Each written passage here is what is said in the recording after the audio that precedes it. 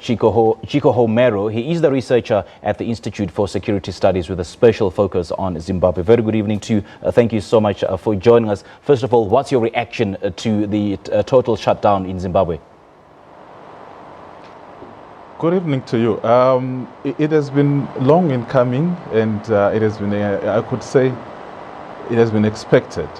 The situation has become untenable, and this has been coming over a very long period of time.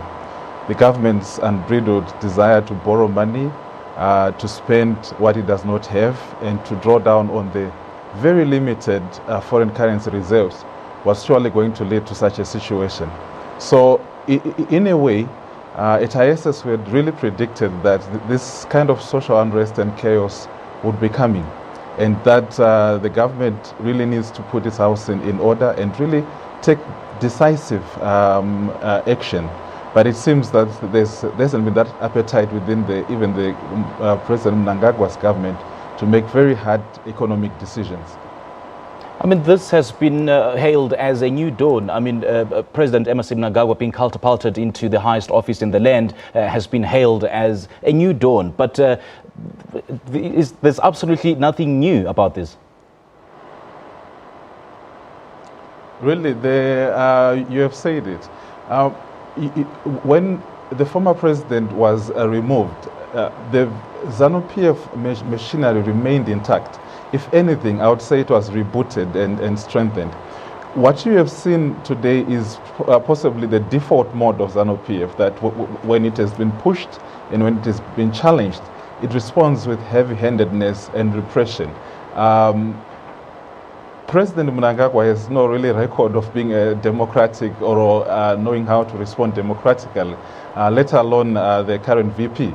From what we have seen in the last weeks with how they have handled the doctor's strike and the teacher's strike, it's very indicative of a system that has really learned nothing and forgot nothing from its 37 years in government.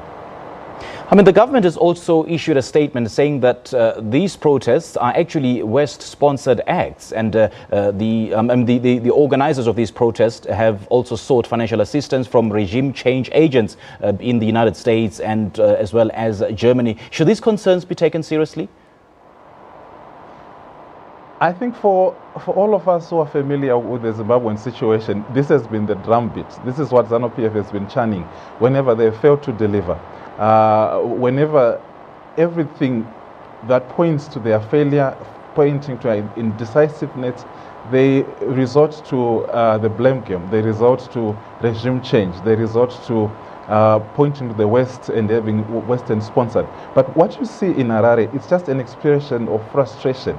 It's an expression of bitterness, and this has been simmering for a long time. In terms of the economic situation, the citizens have really been overburdened. The tax, Professor Mtuli introduced the 2% tax across the board. One of the guises for the increase in petrol on Saturday was to say the petrol has not increased, the price has not increased as such, but we have just increased the levies on petrol, and it is now about between 60 to 70% between both petrol and diesel. So you have a citizen which is so overburdened, and it has reached the end of its wits. And this is a normal reaction, I would say, an expression of bitterness, an expression of frustration that is just finding an outlet in demonstrations. Well, when President Emmerson Mnangagwa took over office last year, he promised an economic turnaround for the impoverished country. And, we also saw the introduction of a 2% transactional tax in October, and the country's money woes even worsened. I mean, is it safe to say that President Emmerson Mnangagwa is now losing grip on the finances, or rather of the economy of the country? Well, the economy was always going to be his biggest stumbling block. President Mugabe had created a system where something like a Ponzi scheme, where they created money out of nothing through the issuance of treasury bills. The unbridled desire and appetite for borrowing from local banks had resulted in them printing electronic money. Now, President Mnangagwa's harsh hurried decision to get into an election meant that they needed to fund that election. And ZANU-PF has always survived on patronage, in creating clients around itself. And this requires money. From the 5 billion deficit that Mugabe left, within a year, President Mnangagwa has almost managed to double it. And this shows that this has always been something that is out of his depth when it comes to these economic matters. All right, thank you so much for your time. Well, as mentioned earlier,